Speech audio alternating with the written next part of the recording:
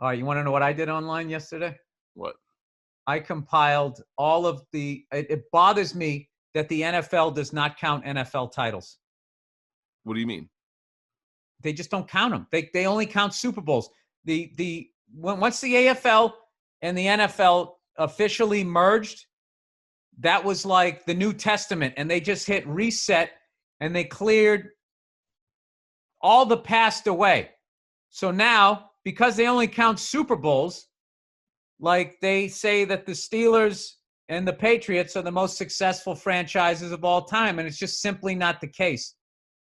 The Yankees of the NFL are the fucking Green Bay Packers. They won like 11 NFL titles and 3 Super Bowls. Meaning they won their division and they won the NFC. No. Okay, Bert. Before the AFL existed, there was just the NFL. Okay? And the NFL. You're talking about Jets versus Colts. No. Jets were an AFL team. Right. But before that, it was just the NFL. Yeah, they were rival leagues. Before AFL started in 1960, the NFL started in like 1925. There was a number of leagues, and then they all got on the same page sometime when the Providence Steamrollers fucking won a title. I see what you're saying. What I'm saying is every other fucking sport, as a Bruins fan, I have to listen to Canadians fans say they got 22 fucking Stanley Cups, whatever the fuck they got, knowing that their first 5, they were playing pond hockey, and the Stanley Cup was the size of a fucking shot glass. I understand what you're saying. And here's the thing. So Tom Brady, they were saying, is he the greatest of all time when he only had three rings only, but he had 3 rings. And I'm going, well, Joe Montana had 4 and only took him 4 attempts to get 4, right? Then he gets 4. Now they're tied. Then he gets 5 and he gets number 6. And everybody's like, okay, without a doubt, it's this guy. But at no time during Is Brady the Best did anybody ever bring up Bart Starr. And Bart Starr won 5 NFL titles in the first 2, they were called AFL, NFL title games that then became Super Bowls. So that guy won 7 championship games, 5 in his own superior league and 2 against the upstart league, which, if you want to say those are 50% because they were an upstart league, whatever. But it's just like, for some reason, they don't count that shit. So I just find that fascinating because, like, Yankee fans sit there and they rattle off these stats by Babe Ruth, who played in like a fucking beer league. You're telling me that a fat guy who ate hot dogs and fucked hookers on trains could show up at an MLB game and either throw you a no-hitter or hit 5 home runs. And that's what that athlete looked like. And ever since then, nobody has even come close to that. I never thought about that. He wasn't working. There was guys. Yeah, guys back then, dude, if there was a double header, it's like, Bert, you're pitching, and you'd pitch all 18 innings. Dude, this is where the league was back then. When those guys played, there was a guy in the league who kept a section of rope from an actual lynching as a good luck charm. This is when these fucking guys played. And then you got to sit there and look. Hank Greenberg, 190 RBIs. Get the fuck out of here. And Barry Bonds on roids can't do that? Can't even come close? Can't even get within 50 of that. The fuck out of here. Okay? But here's the thing. I'm not saying Babe Ruth couldn't play in any era, but he either would have been a pitcher or a fucking hitter. There's no goddamn way.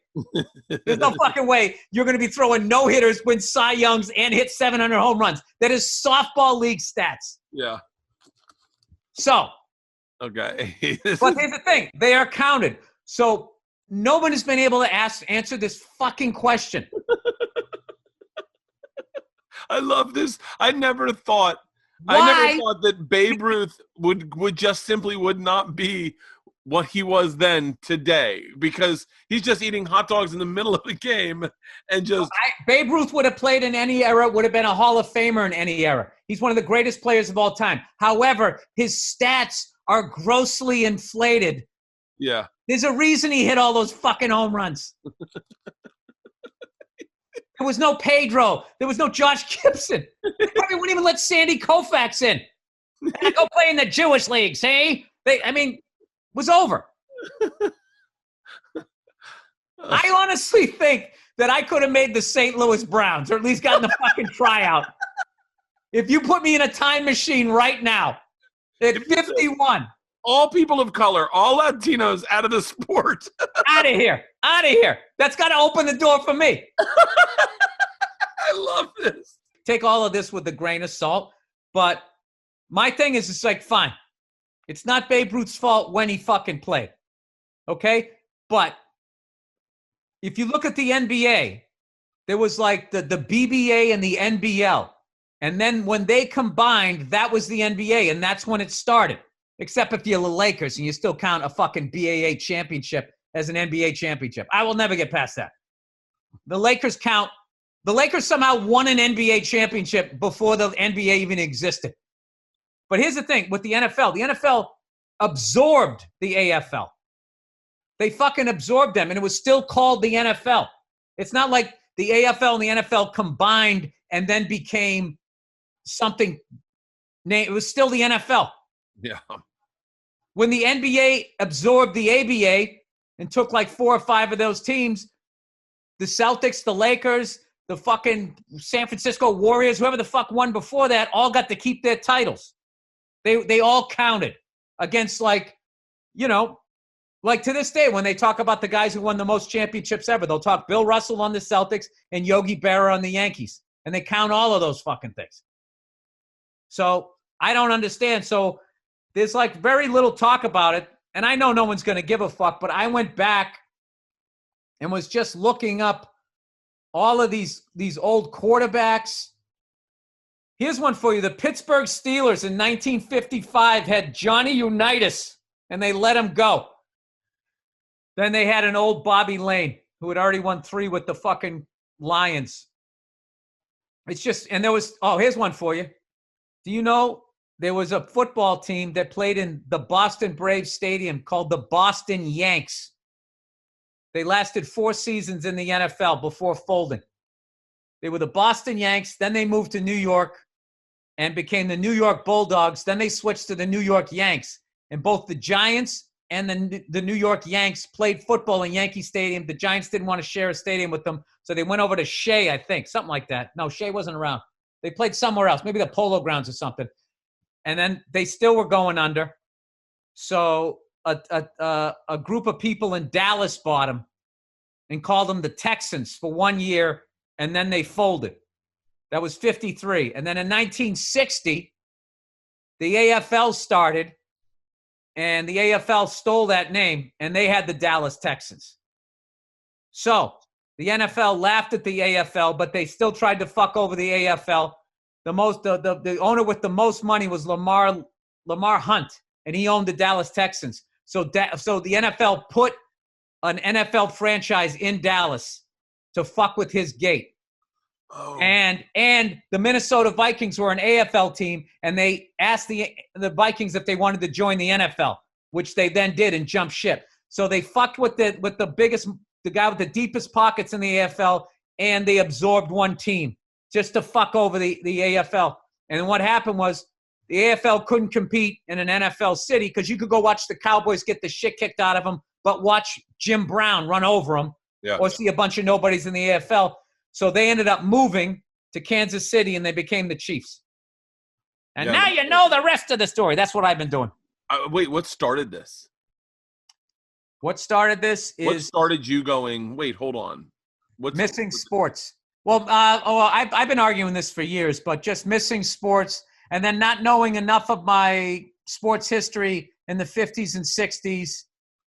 I mean, I can name all the Super Bowl champions, but now I can go back with NFL titles. I can name every fucking champion, not AFL. I'm getting to that, but I can name since 1947. I can name them all. I think it's good for your brain. It's good for the memory. I'm old. I like that premise. I could play professional football had it been back then. Baseball. One time I had a theory that the intelligent that Jesus was only around when Jesus was around. There was only like 15,000 people on the earth. So there wasn't that many people. So to get famous with 15,000 people, it's like being famous at college.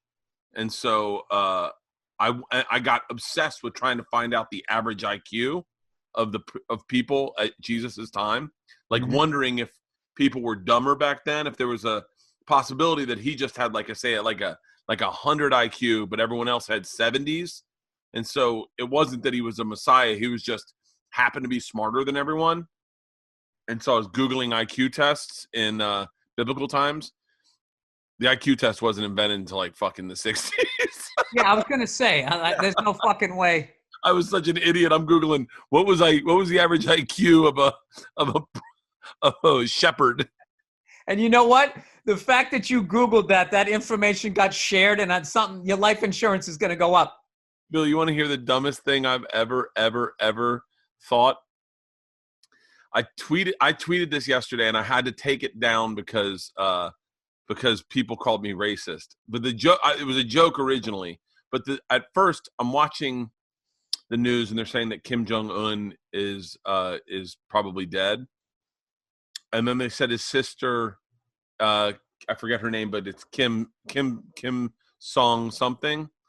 And I thought, for a second, fuck, they all have the same first names. I was like, they're all named Kim. Like, how fucking confusing was that house?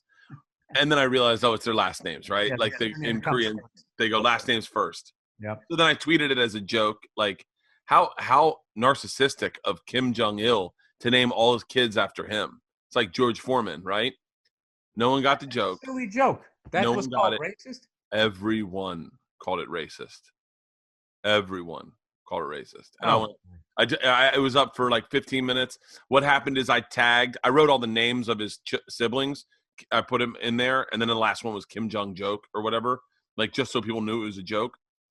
And because I tagged Kim Jong-un, it got into all the people talking about Kim Jong-un that were very passionate, Korean nationalists, South Koreans who, it was like that's going to happen. Yeah, so they got it. Yankee fans watching this thing are going to flip out about me saying that shit. And I once I said, the same way Kim Jong-un could have been a dictator in any era, Babe Ruth could have played in any era. But you got to dial those stats way the fuck down. Will Chamberlain is not scoring 100 points in a fucking game. That string bean is not. And well, I guess that's not fair to say because he could have had today's workout regimen or whatever. I don't know.